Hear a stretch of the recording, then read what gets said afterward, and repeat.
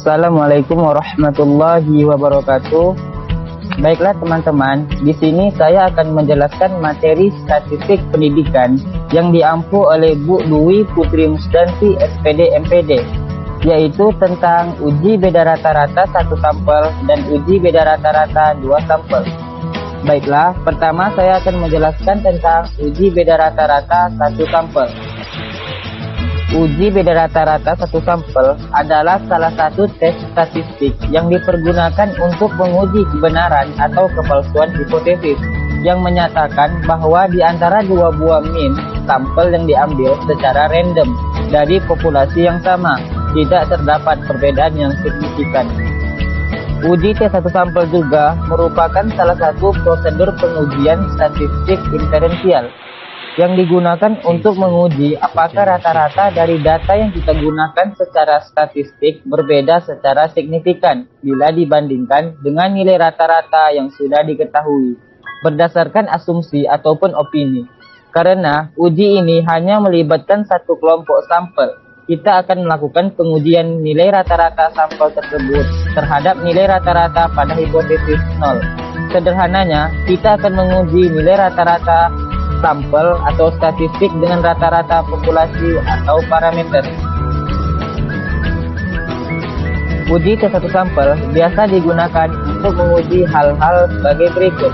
Yang pertama yaitu perbedaan rata-rata antara sampel dan nilai rata-rata yang digunakan pada hipotesis. Yang kedua, perbedaan rata-rata antara sampel dengan nilai median dari sampel yang kita uji. Yang ketiga, perbedaan rata-rata antara sampel yang kita gunakan dari nilai peluangnya. Yang keempat, perbedaan statistik antara nilai perubahan dan titik nol.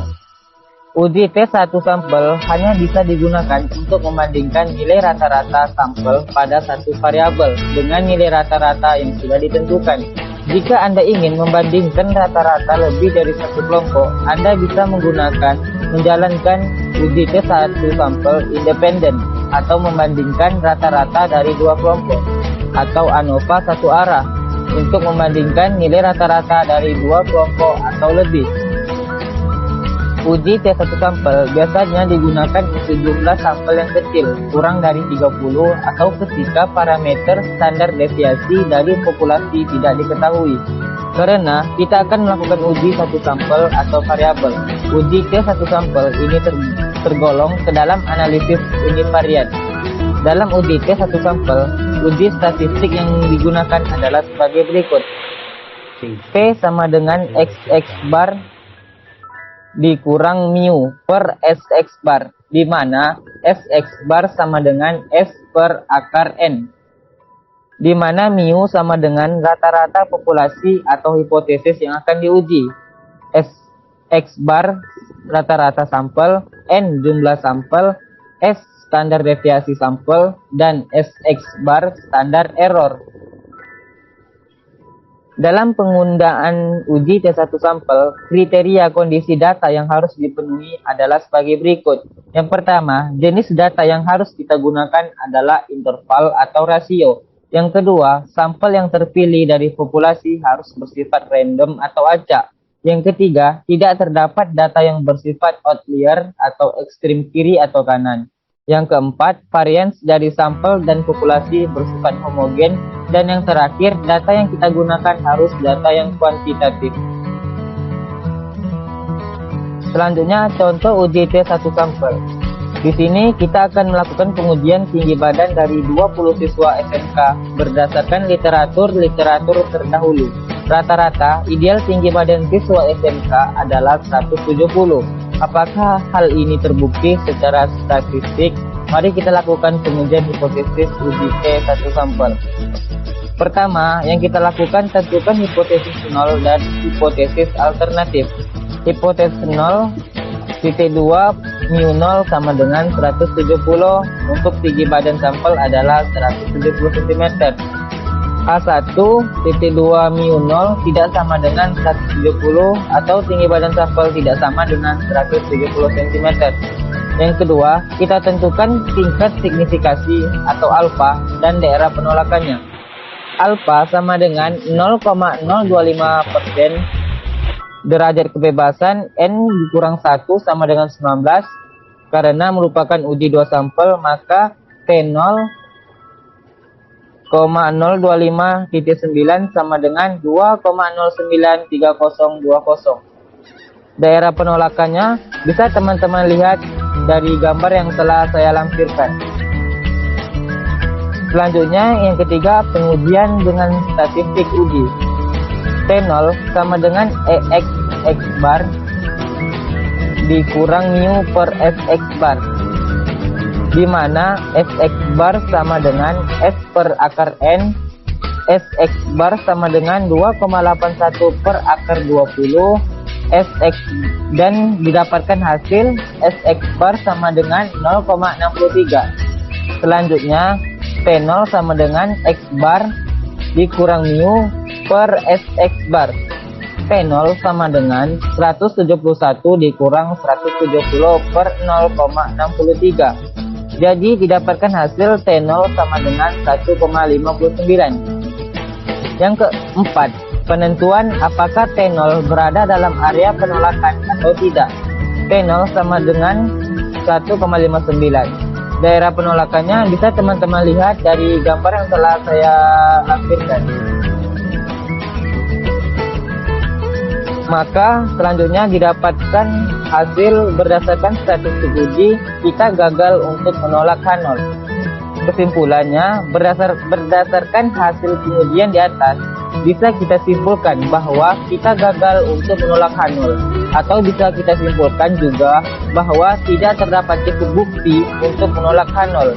Artinya, dengan tingkat kepercayaan sebesar 95%, rata-rata tinggi badan siswa SMK adalah 170 cm. Baiklah, selanjutnya kita uji T1 sampel dengan menggunakan aplikasi SPSS. Bila sebelumnya kita menggunakan dengan cara manual, maka selanjutnya saya akan menjelaskan dengan menggunakan software SPSS dalam statistik uji T1 sampel. Pertama, yang kita lakukan yaitu buka software SPSS Anda. Yang kedua, siapkan data Anda. Yang ketiga, jangan lupa isi variabel sesuai kondisi sampel yang Anda miliki. Yang keempat, pilih analis.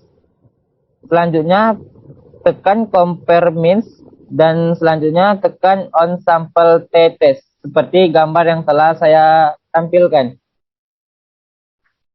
Dan yang kelima, klik dan pindahkan variabel yang akan kita uji. Isikan nilai hipotesis yang akan diuji pada test value. Bisa teman-teman lihat dari gambar yang saya tampilkan. Dan yang keenam, pilih option input nilai selang kepercayaan yang diinginkan seperti gambar yang di bawah. Dan yang ketujuh, klik OK. Dan yang terakhir, interpretasikan output. Baiklah teman-teman, bisa teman-teman lihat, itulah hasil interpretasi output yang kita dapatkan. Bisa teman-teman lihat di gambar yang telah saya tampilkan. Keterangannya, N sama dengan jumlah sampel yang digunakan adalah 20. Min sama dengan rata-rata sampel adalah 171 cm.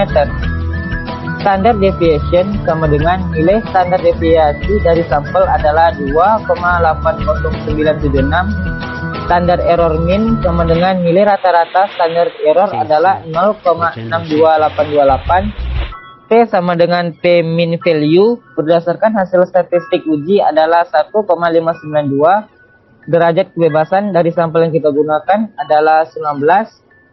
Sig atau 2 min tailet sama dengan P value dari hasil pengujian adalah 0,128, dan test value sama dengan nilai rata-rata pengujian hipotesis 0. Min difference sama dengan perbedaan rata-rata sampel dan hipotesis. 95% confidence interval of difference, batas atas dan batas bawah untuk selang kepercayaan 95%, min 3,150 dan 2,3150. Berdasarkan output SPSS di atas, terdapat beberapa cara untuk menentukan hasil uji hipotesis. Yang pertama yang kita lakukan, nilai P value yang kita dapat adalah 0,128. nilai ini lebih besar daripada alfa yang kita gunakan, yaitu 5% atau 0,05. Karena p-value alfa artinya kita gagal untuk menolak H0. Yang kedua, bila Anda menemukan batas atas dan batas bawah selang kepercayaan menguat 0, artinya kita gagal untuk menolak H0. Kesimpulannya, uji T1 sampel merupakan salah satu sarana pengujian hipotesis yang baik digunakan dalam kondisi sampel kecil. Yang kedua, uji ini bisa digunakan untuk mengetahui perbedaan rata-rata antara sampel dan nilai rata-rata yang digunakan pada hipotesis, atau perbedaan rata-rata antara sampel dengan nilai median dari sampel yang kita uji. Yang terakhir, sebelum menggunakan uji T, pastikan data yang kita gunakan memiliki skala interval atau rasio. Sampel yang terpilih juga harus bersifat random atau acak. Baiklah, selanjutnya saya akan menjelaskan tentang uji beda rata-rata dua sampel. Uji beda rata-rata dua sampel adalah uji statistik parametrik, yaitu untuk mengetahui apakah terdapat perbedaan mean dua kelompok data yang independen atau tidak terkait. Uji beda dua rata-rata digunakan untuk mengetahui ada atau tidak adanya perbedaan atau kesamaan rata-rata antara dua buah data. Salah satu teknik analisis statistik untuk menguji hipotesis dua rata-rata, pengujian ini merupakan uji statistik parametrik yang tentu saja harus memenuhi asumsi. Yang pertama, datanya harus berdistribusi normal. Yang kedua, data dipilih secara acak. Yang ketiga, data yang digunakan merupakan data numerik atau skala dan interval. Hipotesis yang digunakan dalam pengujian perbedaan rata-rata dua sampel saling bebas adalah 3, hampir sama dengan yang lainnya, yaitu yang pertama, hipotesis dua arah, yaitu rata-rata antara kelompok sama. Yang kedua, hipotesis satu arah menganggap kelompok satu lebih tinggi rata-ratanya dibandingkan kelompok 2. Yang ketiga, hipotesis satu arah yang menganggap kelompok satu lebih kecil rata-ratanya dibandingkan kelompok. Uji beda dua rata-rata digunakan untuk mengetahui ada atau tidak adanya perbedaan kesamaan antara dua buah data. Salah satu teknik analisis statistik untuk menguji hipotesis dua rata-rata ini adalah uji t-test, karena rumus yang digunakan disebut rumus T. Rumus T sendiri banyak ragamnya dan pemakaiannya, disesuaikan dengan karakteristik kedua data yang akan dibedakan. Ada beberapa persyaratan yang harus dipenuhi sebelum uji T dilakukan. Persyaratannya adalah, yang pertama, data masing-masing berdistribusi normal, data dipilih secara acak, dan yang terakhir, data masing-masing harus bersifat homogen. Untuk melakukan uji beda rata-rata dua sampel independen dapat terjadi pada beberapa kondisi. Yang pertama, kondisi pertama adalah di mana nilai variansi populasi diketahui. Yang kedua, sedangkan kondisi kedua di mana nilai variansi tidak diketahui. Berikut merupakan statistik uji yang digunakan dengan kondisi variansi populasi diketahui. Z sama dengan buka kurung X bar 1 dikurang X bar 2 tutup kurung dikurang mu 1 dikurang mu 2 tutup kurung 0 per sigma kuadrat 1 per N1 ditambah sigma kuadrat 2 per N2. Rumus di atas dapat digunakan ketika memenuhi asumsi di mana populasi harus berdistribusi normal. Observasi sampel dilakukan secara independen.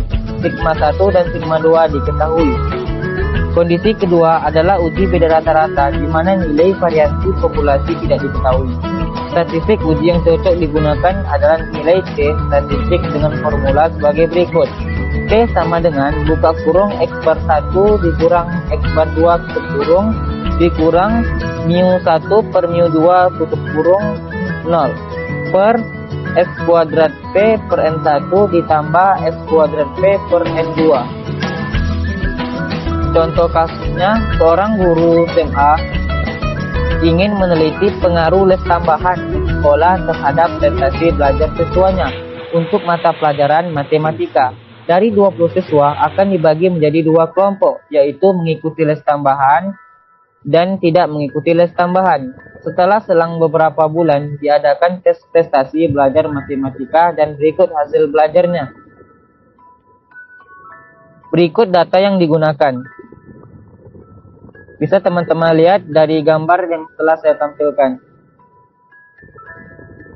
Selanjutnya hipotesis. H0 sama dengan tidak ada pengaruh les tambahan terhadap prestasi belajar siswa. HA sama dengan ada pengaruh les tambahan terhadap prestasi belajar siswa.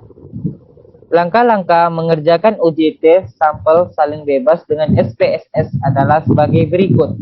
Pertama, kita input data ke dalam data view SPSS dengan var, merupakan nilai pelajaran matematika. Kode 1 untuk siswa yang mengikuti les tambahan dan kode 2 untuk siswa yang tidak mengikuti les tambahan. Bisa teman-teman lihat dari gambar yang telah saya tampilkan. Yang kedua, selanjutnya setelah data siap, langkah selanjutnya adalah mengklik analis, kemudian pilih comparement, lalu pilih independent sample t-test. Bisa teman-teman lihat seperti contoh di bawah ini. Yang ketiga, setelah itu akan muncul kotak dialog seperti gambar di bawah ini. Selanjutnya, masukkan var ke test variabel dan masukkan kode ke grouping variabel seperti gambar yang telah saya tampilkan. Dan yang kelima, pada define group akan muncul kotak dialog seperti ini. Kemudian isikan pada grup 1 dengan 1 dan grup 2 dengan 2. Klik continue. Seperti gambar di bawah ini. Dan yang keenam, kemudian klik OK. Nah, bisa teman-teman lihat hasil output dengan SPSS sebagai berikut. Bisa teman-teman lihat dari gambar yang telah Bapak tampilkan ini. Saya tampilkan. Selanjutnya, output hasil uji beda independen sampel t-test ada dua nilai D dan taraf signifikasinya yaitu equal variance estimate dan equal variance non-estimate. Equal variance estimate berarti kedua varian populasi adalah identik dan equal. Variance non-estimate bahwa kedua varian populasi tidak identik. Untuk menentukannya digunakan uji F. Taraf sig F adalah 0,930, artinya H0 diterima bahwa kedua varian populasi identik atau equal variance estimate. Karena sig F mempunyai keputusan equal variance estimate, maka t-test menggunakan equal variance estimate. Nilai T equal variance estimate sebesar 1,690 dengan sig dalam kurung 2 min Caillet adalah 0,108 atau lebih besar dari 0,05, sehingga diputuskan tidak ada perbedaan mengikuti les tambahan dengan tidak mengikuti les tambahan terhadap prestasi belajar mata pelajaran matematika siswa. Berikut referensi yang saya ambil, bisa teman-teman lihat. Sekian, terima kasih. Mungkin itulah penjelasan materi dari saya. Saya akhiri. Assalamualaikum warahmatullahi wabarakatuh.